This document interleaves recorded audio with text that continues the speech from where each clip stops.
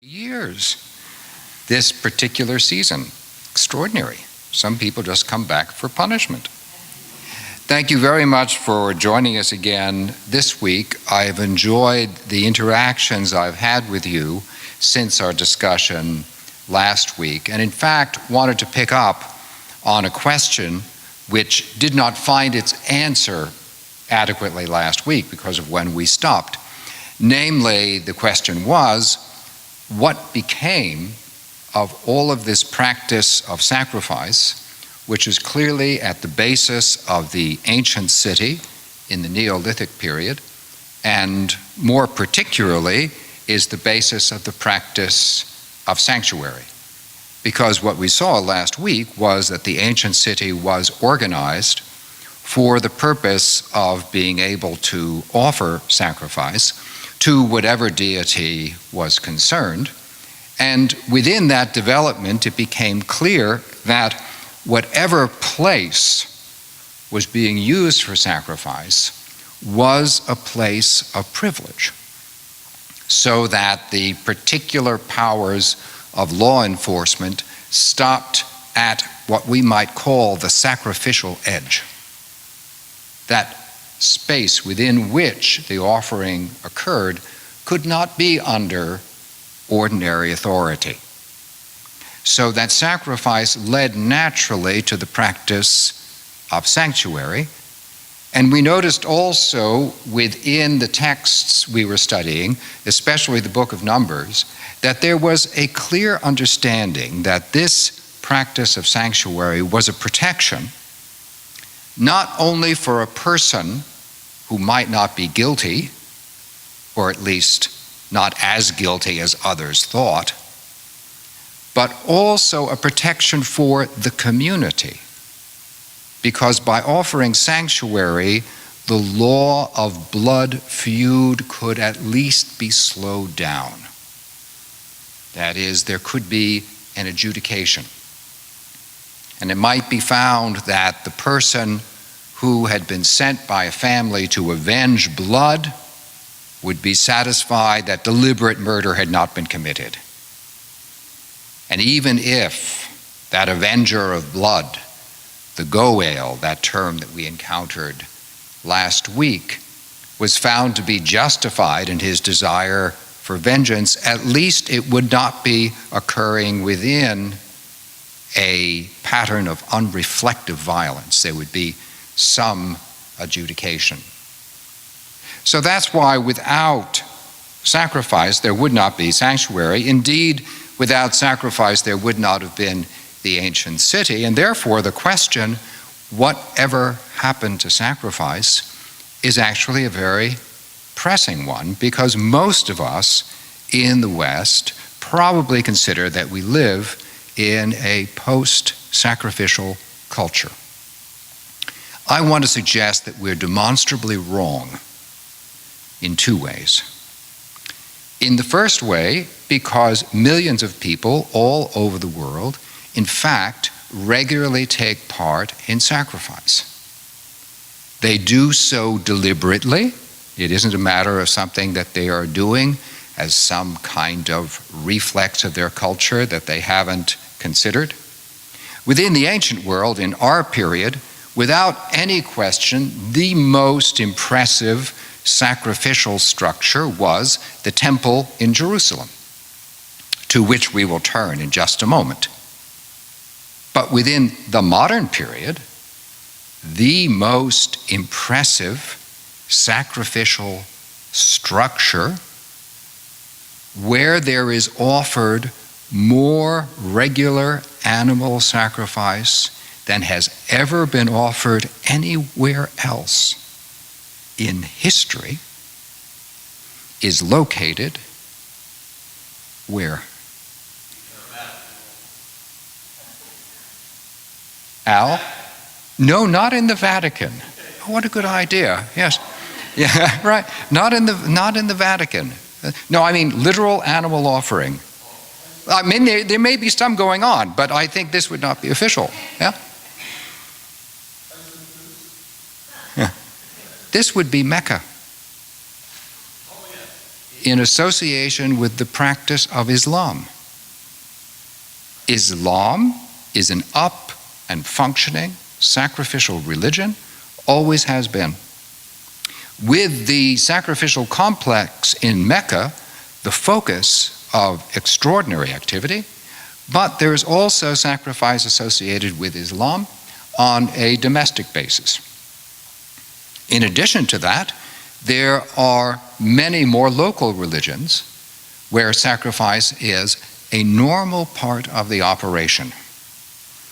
People often think in terms of music when they think of Rastafarianism, but Rasta is also a sacrificial religion, as are many of the religions of Africa and South America today. So first, we're wrong in thinking of ourselves living in a post-sacrificial environment because sacrifice in fact goes on and goes on at a level which is perfectly consistent with the rate of ancient sacrifice.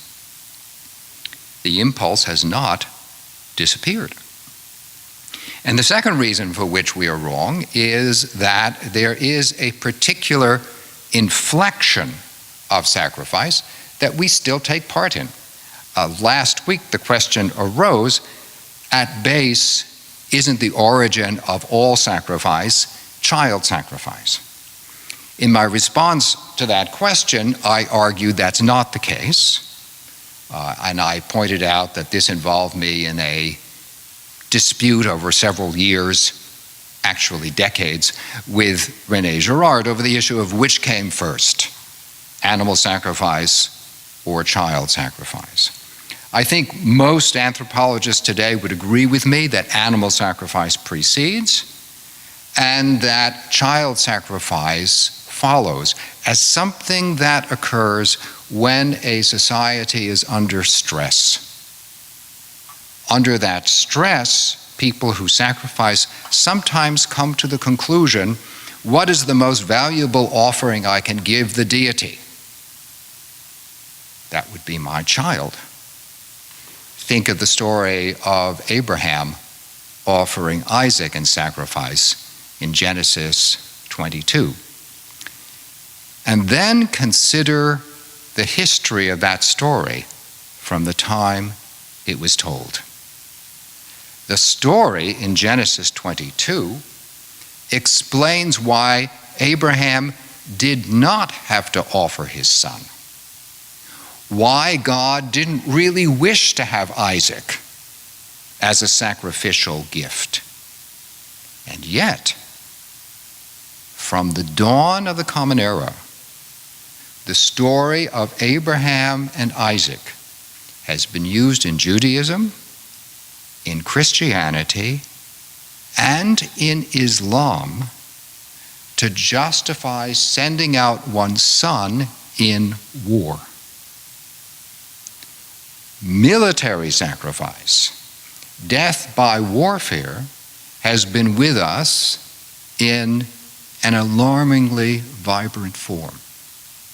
If you listen to reports around you in any news media you prefer, you will hear the language of sacrifice persistently used in order to explain why it is that soldiers die, that soldiers risk their lives.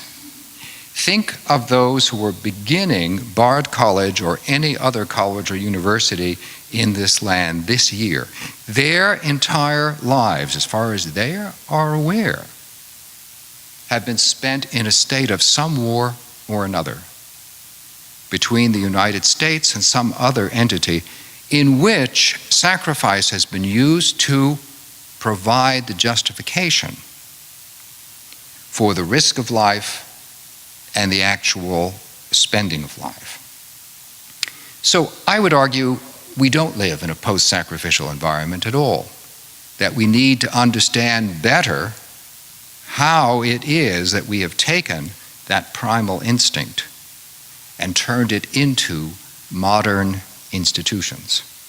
Just one place where that challenge becomes obvious is in regard to our topic, to sanctuary, and I deliberately thought it would be useful to remind us of the way in which sacrifice can be turned into the demand for martyrdom and the requirements of a totalitarian leader, because we see a conflict between ordinary sanctuary practice, as we were introduced to it last week, and the emergent royal power that was in Israel, by considering the first text that you have towards the bottom of page 1. It comes, as you see, from the first book of Kings in chapter 2, and I have to explain a little bit about the characters beforehand and the timing. This is probably a story you haven't heard from church. It concerns King David. We all know that King David was a morally flawed individual, and our favorite example is his adultery with Bathsheba. But we're about to see David a lot worse than being an adulterer. He is engineering the death of the general who was responsible for David's rise. That general was Joab. David did not have the courage to see to the death of Joab while he was alive. And therefore, on his deathbed, David instructs his son, Solomon, to see to it that Joab is put out of the way, and to do so by explaining that it was Joab who was responsible for the deaths of two very popular generals under King Saul. David had really dispatched them, but he wanted the blame for that act to fall on Joab, and he thought if Solomon just sees to the death of Joab, then all will be well. Solomon begins to put this plan into effect while he's dealing with yet another problem, which is that his brother, Adonijah, is trying to set up his position so that he, Adonijah, can take the throne in Jerusalem instead of Solomon. Solomon sees to Adonijah's death and then turns to Joab using the same executioner, assassin, depending on how you consider the whole operation. When the news came to Joab, for Joab had supported Adonijah, though he had not supported Absalom, Joab fled to the tent of the Lord, the sanctuary in the period before there is a building in stone. The tent is where the temple is. He fled to the tent of the Lord and grasped the horns of the altar. When it was told King Solomon, Joab has fled to the tent of the Lord and now is beside the altar, right? He's got sanctuary, as we saw it defined last week in Numbers 35. Solomon sent Benaiah, son of Jehoiada, that's his assassin, saying, "Go, strike him down." So Benaiah came to the tent of the Lord and said to him, "The king commands, come out." But he said, "No, I will die here." Then Benaiah brought the king word again, saying, "Thus said Joab," and thus he answered me. The king replied to him, "Do as he said. Strike him down and bury him. And thus take away from me and from my house, my father's house, the guilt for the blood that Joab shed without cause. The Lord will bring back his bloody deeds on his own head, because without the knowledge of my father David, he attacked and killed with the sword 2 men more righteous and better than himself, Abner son of Ner, commander of the army of Israel, and Amasa son of Jether, commander of the army of Judah. So shall their blood come back on the head of Joab and on the head of his descendants forever. But to David and to his descendants and to his house and to his throne, there shall be peace from the Lord forevermore." So we deflect the guilt for the murders of Amasa and Abner onto Joab. We kill Joab. And you notice that what Solomon here invokes is the principle that I have a better claim on blood guilt than the practice of sanctuary. The king and the sanctuary, although in theory they are supposed to be able to share out power, in fact find themselves in direct conflict even within the ancient period. So it should not come as any surprise to us if there are arguments at the moment about whether law enforcement could enter a place such as this in order to arrest someone. That battle was already being played out in the ancient period. And it meant that one also had to take sides. Should one more align with the royal power of a David, which claims to overcome the rights of sanctuary? Or should sanctuary be sustained? Is something going on in the practice of sacrifice that demands an ethical change that in turn overrules any claim of political authority?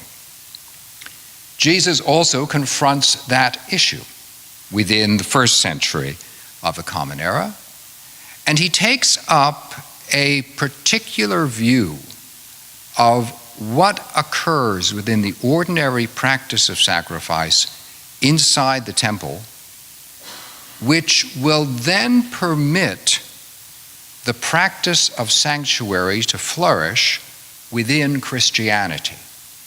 And here we come to the elucidation of why it is that in Christianity, where there is no overt animal sacrifice, yet there is a practice of sanctuary. And that is because of the view of sacrifice which Jesus developed and how that view of sacrifice was in turn turned into a sacrament. So first, Jesus' view of what happens in ordinary animal sacrifice. The passage you see from Matthew's Gospel on page 2 occurs during a sequence of statements in Matthew called the antitheses. That is, there's a statement of what used to be said and what Jesus now says. And within that, I'm starting now about halfway down that passage, Jesus applies his principle to what you should do as an Israelite within the ordinary practice of sacrifice in the temple.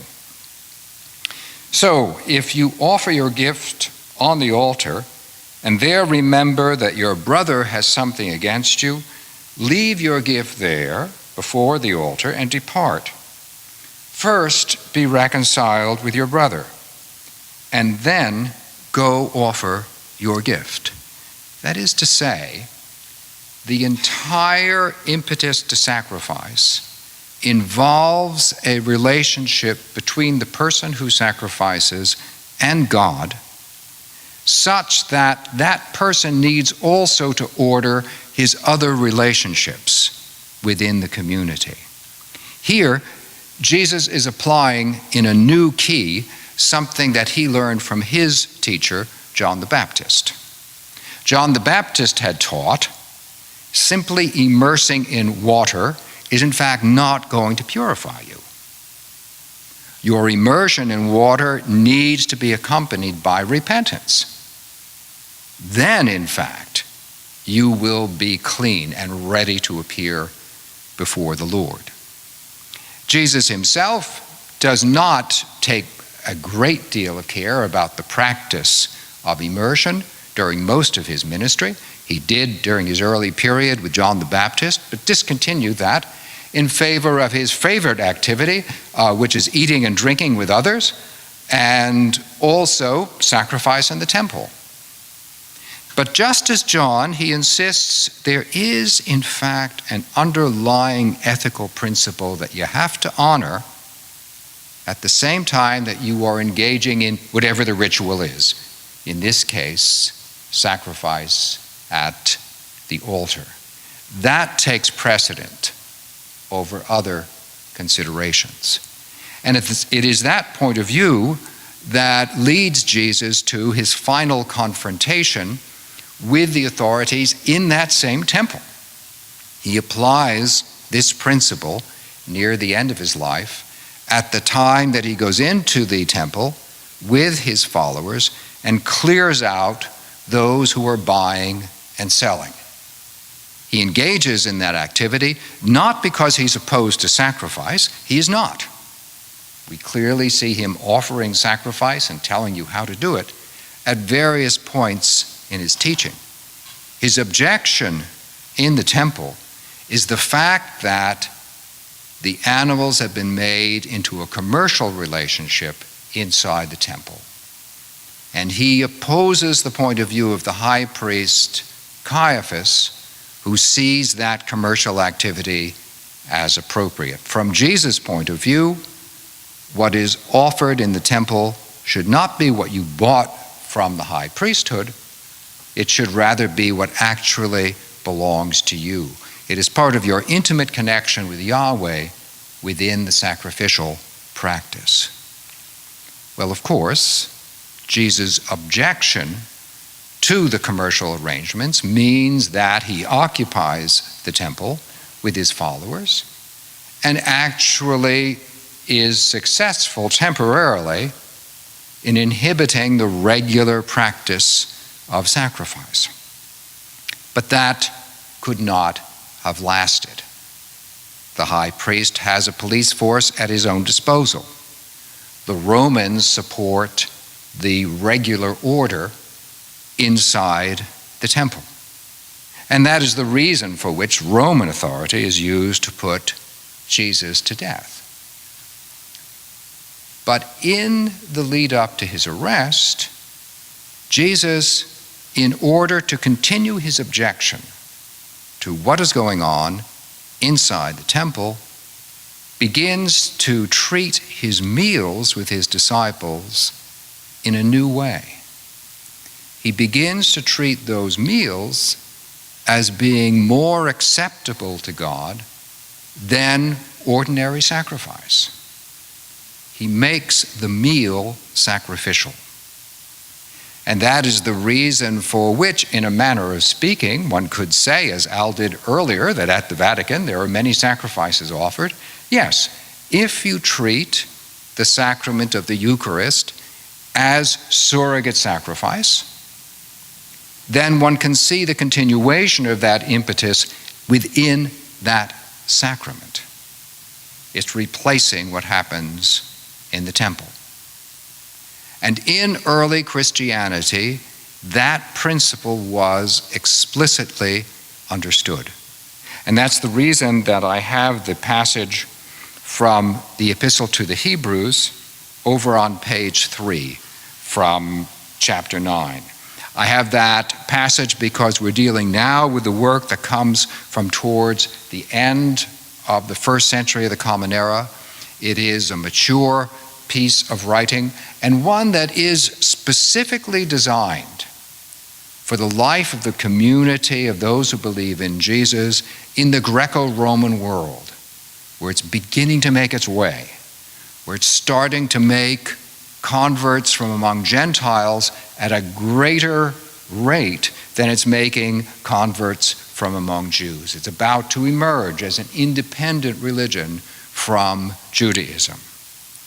And it is exactly at this point that the author of Hebrews says, "Anointed, he has become high priest of the good that comes through the better and more perfect sanctuary, not made with hands, not of this creation. Through neither goats nor calves' blood, but through his own blood, he entered once for all into the holy place, finding eternal redemption." So by the time of the Epistle to the Hebrews, quite clearly, Jesus is understood as himself being a sacrifice and a high priest at one and the same time. And his meal, the Eucharist, is understood to function in a sacrificial way. Now, of course, none of this would make the Roman government happy. The Roman government at the time that Hebrews was written, towards the end of the first century, considers that Christianity is not a legitimate religion, actively persecutes it, sees it as no longer a part of Judaism, and the Roman authorities are well aware that Christians refuse to take part in the ordinary rituals of the cities of the Mediterranean world. When there is a vast sacrifice in the city of Corinth, say, and the gods of the city are paraded through the streets, that is, their statues are brought through on platforms, the Christians refuse to sacrifice to them. The Christians refuse to offer incense and wine before the emperor's image and to swear an oath of allegiance to the genius of the emperor. They won't do this. We don't understand these people. The Romans complain. They are atheists. That's what they called them. When there were pogroms against Christians, people would rampage through a town yelling, "Death to the atheists." Well, that meant the atheists had in some way to respond. And they begin a practice of sanctuary among themselves. During a period of persecution, when we meet for Eucharistic worship, where we understand we are practicing a form of sacrifice, in order to survive, we have to agree that we are not telling on one another. We are not informing to the Romans. We need to trust one another and to protect one another's identities. For this very reason, there is a practice in ancient Christianity, of which there are still remnants today, that you make a distinction between those who are first learning about the religion and those who have become fully immersed in the religion and take part in the Eucharist. You make that distinction because there should be a protection within the Eucharistic sacrifice so that there is not unnecessary persecution that comes our way as a result of our faith. The Romans begin to understand that continuing to persecute Christians is really a bad idea, because the way in which they are willing to accept punishment for their faith is actually making more converts. And there's a major change at the time when the Emperor Constantine decides that he will accept Christianity as a legal religion, that this should be permissible. We will no longer persecute, we will no longer seize their property. And the result of that is that we see an amalgamation of the practice of sanctuary in the Roman world with the practice of sanctuary that was emerging within Christianity. And so I have also on page 3 a comment by Plutarch. Plutarch died around the year 120. Here he is purely talking about Roman practice prior to anyone really understanding Christianity in the Roman world. But you can see very clearly that among the Romans there was a practice already of sanctuary, as we would expect. Any sacrificial culture should produce a practice of sanctuary. That happened in Rome. So Plutarch wrote, not long after the first foundation of Rome, they opened a sanctuary of refuge for all fugitives, which they called the temple of the god Asilius, where they received and protected all, delivering none back, neither the servant to his master, the debtor to his creditor, nor the murderer into the hands of the magistrate, saying it was a privileged place. So when Constantine declares that Christianity is legal and that Christians are allowed to have churches, and when Constantine says, you people should have buildings suitable to your worship that will hold the numbers that you're attracting, why don't you use the local town halls? Constantine states, you can have our basilicas. If you look at the shape of this chapel, you see an example of early architecture, which was revived in the 19th century, in the basilica style.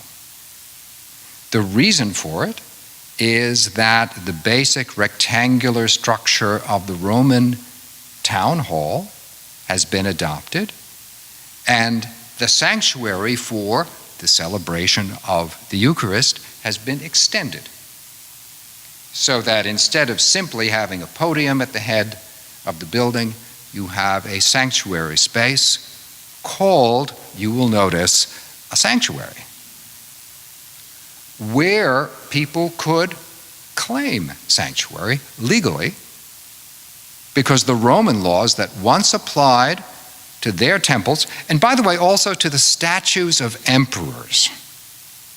The idea was that you could go and, clutch the feet of the Emperor Augustus, and while you did that, you would have asylum, at least for a period of time. So now that practice begins to be transferred into Christian practice and starts to enter into the very tapestry of the law as it will eventually influence us. So that's why I close today's discussion of texts with a letter from Augustine, who at this time is Bishop of Hippo in the early 5th century of the Common Era, and he's writing to his friend Macedonius. Macedonius is still his friend, but Macedonius is very cross with Augustine. Macedonius is a Roman administrator. It's his job to see to it that sentences are passed, punishments are inflicted, that the rule of law proceeds. And Augustine, as the Bishop of Hippo, finds it is his place repeatedly to communicate with Macedonius and to say, I want you to reprieve that person. I want you to forgive the debt of that person. If you won't forgive that debt, will you let me and my church underwrite the debt? And Macedonius has lost patience. And so he writes to Augustine about the topic of sanctuary, asking the question, how can you, a bishop, who now being a bishop in a legal religion in the Roman Empire, has a responsibility for public order, engage in interceding on behalf of people who have obviously broken the law? What interest do you have in that? And Augustine's answer is part of the earliest literature that concerns us for the Middle Ages, which we'll be taking up next week. He is also the origin of a frequently repeated motto, which my colleagues in the faculty often ask me, where in the Bible does that appear? And as often occurs when they ask me, they can't find it because it's not there. Hate the sin, love the sinner is not biblical. You could argue that the principles are embedded in the Bible. But in fact, it's Augustine who comes closest to that formulation, and he does it in the letter that you can see today. And so he opens by saying, replying to the peeve of Macedonius, under no circumstances do we approve culpable behavior. We want to reform that. Nor is the reason that we want wrongdoing to go unpunished, that we are pleased with it. Rather, we pity the person but hate the offense or transgression. In fact, the more we dislike the vice in question, the less do we want the offender to die without correcting his vices. It comes easily and effortlessly to hate the bad because they are bad. It is an uncommon mark of piety to love the same people because they are human beings. That at one and the same time, you disapprove of their guilt while approving of their nature. Indeed, you have more right to hate their guilt precisely because it mars their nature, which you love. Therefore, if you take action against the crime in order to liberate the human being, you bind yourself to him in a fellowship of humanity rather than injustice. So Augustine makes out an argument for what amounts to an extraordinary extension of the principle of sanctuary. Now, sanctuary is not simply going to a physical place and hoping for a reprieve until an assembly can find you guilty or not guilty. Because Augustine is willing to take the principle of sanctuary embedded in the Eucharist and to say, actually, this extends to our responsibility. And Augustine understands this as responsibility, not privilege. He thinks as a bishop he needs to go to the Roman administrator and argue that certain people be released even when he knows they're guilty, they've been found guilty, and the sentence has been passed. That's when he intervenes and urges the administrator to act in a different way. What's gone on here is that the principle of sanctuary as it unfolds in Eucharist, where the view is that the human being is now in the presence of God, leads to the understanding, therefore, you owe that person the possibility of living up to that relationship with God. I am not restricted to a place because that person has been in contact with the divine within the Eucharist as practiced by the church. Therefore, the church owes that person intercession.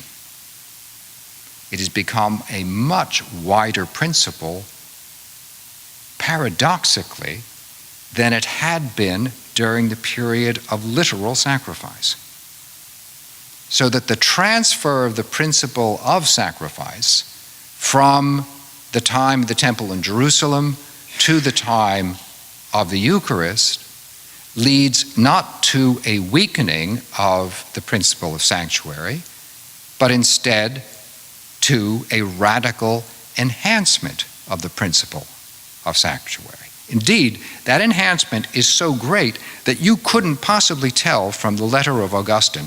I didn't reproduce the whole. It's been nicely brought out recently in a collection of his work in a Cambridge series on political philosophy. You couldn't find anywhere within his letter, or indeed anywhere within Augustine's writings, a statement of what the limitation of the sanctuary principle should be. Is there anyone we shouldn't be pleading for in respect of a reprieve? Do we want anyone to be found guilty? Anyone to forego punishment? Those limits are not tested by Augustine because at the time he's writing, he is simply pursuing his course along the lines of the principle of sanctuary, for which he has responsibility, but he does not take responsibility for the law enforcement end. Well, the church would not enjoy that luxury forever.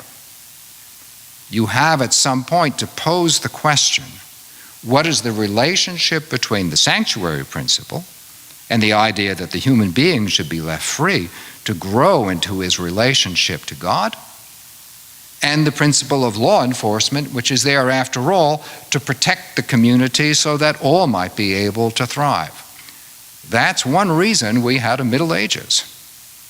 And while we'll turn to spelling out that relationship when we meet next week. Until then, thank you for coming.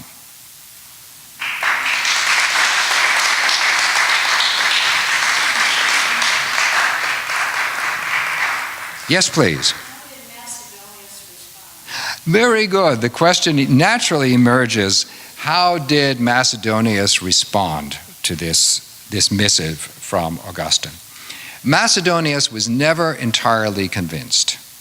That is, he had spelled out in the letter to Augustine, to which Augustine is replying, he had spelled out the basic principle that it is a fine thing for you in your private capacity to show mercy to people whom you might very well be vindictive to. But the state cannot show mercy in that way because it is responsible for the equal treatment of all people in its jurisdiction, and particularly in Macedonia's view, the state has an obligation to punish wrongdoing. And Macedonius can claim, rightly, that St. Paul argued in the letter to the Romans, that in fact judges are there to punish wrongdoers and to support people that do good, because that's the kind of overall jurisdiction that we all want to live in. That is the very reason, in fact, for which just slightly later in this letter, in a passage I didn't read, Augustine tries to counter that claim by saying that rather we should consider that God, Jesus tells us, makes his sun to rise on the good and the evil, and rains on the just and the unjust. In other words, Augustine tries to use the impartiality principle not to say you should punish wrongdoing, but to say actually even wrongdoers deserve not only rights, but even a second and a third and a fourth chance. Macedonius was not going to be convinced by that. And so the two men basically agreed to disagree in the sense that Augustine continued to pursue his project of what he called intercession and what we, I think, would call pleas for clemency. He continued to do that. Macedonius attempted to maintain consistency in sentencing and punishment, but each of them was willing to be influenced by the other over time, so that they did not come to a resolution that was intellectual in their relationship, but they did learn to live with one another. And that, I would suggest, is exactly the principle that was unfolding during this period of the Roman Empire, during the Byzantine period, when their capital was in Constantinople, when increasingly the Roman Empire saw Christianity as being not only a tolerable religion, which it was at first, but as an official religion. By the end of the 4th century, the Roman Empire understands itself to be a Christian state. But that raises a question. Is the whole idea of a Christian state an oxymoron? If you use power, if you deploy the ordinary means of violence to pursue what you consider to be justice, to defend your empire, to eliminate your enemies, is that in fact incompatible with the gospel in any form? It is often commented on by historians, and understandably, that Constantine himself, the emperor, waited until the end of his life in order to be baptized.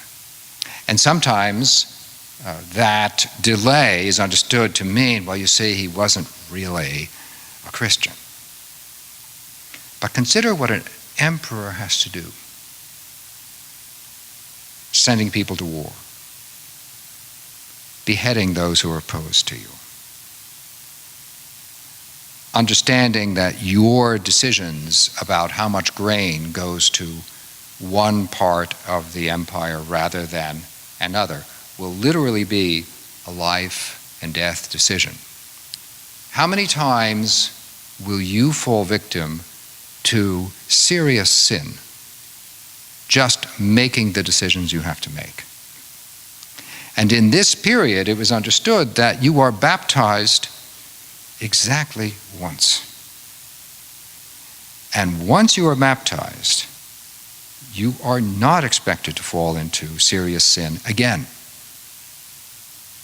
So the delay of baptism was in fact frequent not only among emperors, but also among generals and soldiers. In early Christian baptismal literature, there is a list of those professions you cannot take up and be a Christian. You couldn't be a soldier. You couldn't be a teacher, because teachers were expected to lead their students in rituals for the Roman gods. You couldn't be a hairdresser. You couldn't be an actor. You couldn't be a singer. You couldn't be a dancer. And these things are written down in the baptismal liturgies, so that when you're baptized, what you're doing is saying, right, I'm not going to do those things. So if you're a dancer or a hairdresser, even if you are fully sympathetic to the Christian message, you're going to hold off on baptism. It seems to me that that's an entirely rational choice. You couldn't, otherwise there would have been enormous numbers of unemployed Christians in antiquity. And we know very well that despite those rules, there were members of all those professions who were sympathizers with Christianity. In fact, why does Constantine convert to Christianity? At the Battle of the Milvian Bridge, which is the pivotal moment when he overcomes his opponent to be the emperor, at the Battle of the Milvian Bridge, some of his soldiers ask, can we attach Christian insignia to our shields? And he agrees. He wins the battle. And then he decides, Christianity is not bad. So clearly they were sympathizers in the ranks of soldiers who, by the definition of the time, could not be baptized. Later on, they would be baptized, because none of these restrictions would hold up once Christianity became the official religion of the Roman Empire. Yes, please, Tess. Yes, exactly, that's right. Augustine had this one sin that he cherished. And so Augustine, realizing that he was making a change, he had been a follower of the Gnostic teacher Mani, and he was teaching rhetoric in Milan. And while teaching rhetoric, he wanted to listen to someone who spoke Latin well. And so he heard that Bishop Ambrose in the Cathedral of Milan was a good preacher, and he went and, oh dear, he started to be convinced by Ambrose that the Gnostic Mani was all wrong, and Plato and Christ were right, because for both Augustine and for Ambrose, Plato and Christ together made a single whole philosophy. And as a result of that, Augustine realized there were some things he had been doing which he should no longer do, and he was committed to seeing to that, but he was not in a special hurry. And therefore, one of his prayers was, Lord, make me chaste, but not yet. It's another example, it's a perfect example of an attitude towards baptism in the same century as Constantine. So it perfectly illustrates it. Thank you very much indeed. I don't think anyone would say, therefore, Augustine didn't believe in Christ. I mean, I leave you his work. Clearly he did, but there was that sensibility about baptism that it represented such a change in one's life that you didn't, in fact, cross that Rubicon until you were prepared to do so. Yes, please.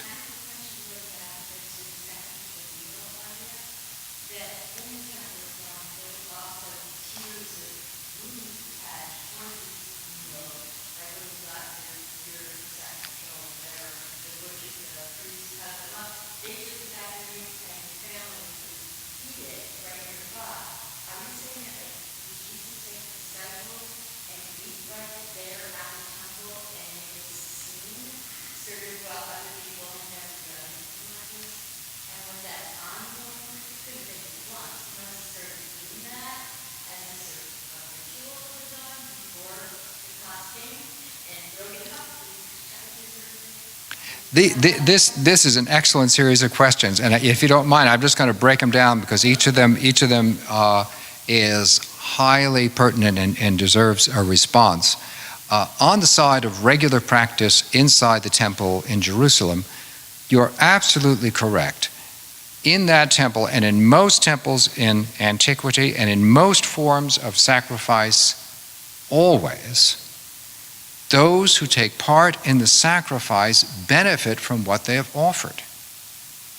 Sacrifice is, among other things, a wonderful meal, especially in a culture in which the amount of animal protein you're likely to get on a regular basis is limited.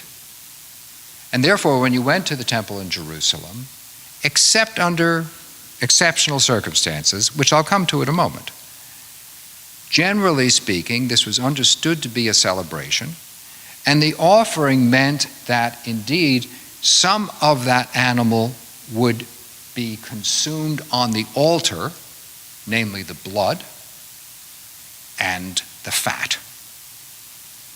But the meat would come back to the worshiper, cooked on the altar, for the purposes of a feast, then and there. Now, then and there means what? Well, if I can get one of the rooms which are built into the temple, if I belong to that kind of class, I will do that. Some of us, however, would wind up having rooms elsewhere in the city. Some of us would be outdoors.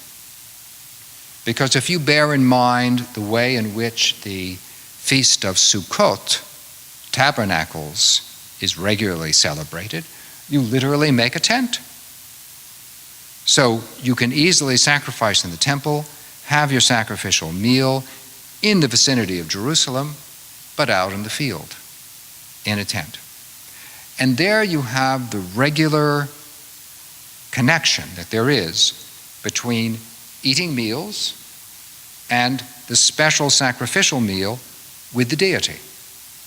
Going back to the discussion last week of the work of Détienne, you can see precisely this synchronicity between the meal at the table with the household and sacrifice where the God takes place in the meal. Within the case of Judaism, that means that Yahweh takes pleasure in this sacrificial offering. Now, in the case of Jesus, he was an enthusiastic celebrator of meals. He cites other people making fun of him who say he is a glutton and a drunkard. Now, I don't say it was true that he was a glutton and a drunkard, but you don't get that reputation by not eating and not drinking. That is, he takes part in this activity, which he understands, this is prior to his going to Jerusalem, which he understands to be a way in which it's possible for Israelites to celebrate the richness of God's kingdom there and then. And he doesn't do it just in Jerusalem, it's throughout Galilee and elsewhere within Israel. Once he's in Jerusalem, however, he continues that pattern of meals, and insofar as we're given locations of meals, we find him eating in private homes. So it appears that he never has enough of an entree into the temple to establish a dining area there. He does it in the homes of sympathizers. And yes, it seems clear that he continues the pattern of the meals prior to his occupation of the temple, and he continues that pattern after the occupation of the temple. And it's within that time, after the occupation of the temple, that he starts saying at the meal, not only is this a celebration of God's kingdom, the kind of banquet that Yahweh wants for all his people. In doing that, he's invoking a prophetic image. Isaiah is especially rich in them, but it's very prevalent elsewhere, in Zechariah, for example. Not only is it the meal that Yahweh wants for his kingdom, but in addition, this wine, this bread, this is my blood and flesh of sacrifice. It is better to be doing this than to be submitting to the commercial relations of the priests in Jerusalem. That is blasphemous if you're a member of the high priesthood. Because that statement is asserting to Caiaphas and those who support him, because he comes from a very large family, that statement is asserting to Caiaphas, your arrangements in the temple have rendered the sacrifice in the temple unacceptable to God. Bear in mind that what Jesus is found guilty of by the Jewish authorities is blasphemy. And there has been a question over many years of what exactly was his blasphemy. I mean, he prayed, he uses the language of the prophets. All right, he argues with Pharisees. Who doesn't? Pharisees argue with Pharisees. It's the Pharisaic way. So what is it exactly within his teaching that you could call, even if you thought he was a glutton and a drunkard, that wouldn't make him a blasphemer. Blasphemy has to be some specific statement against God or against one of the institutions established within the Torah. Well, if you say that the temple in Jerusalem is not valid, that would count. Which you are saying if you assert this meal is better as a sacrifice than what is happening in the temple. So thank you for coming. I look forward to seeing you next week.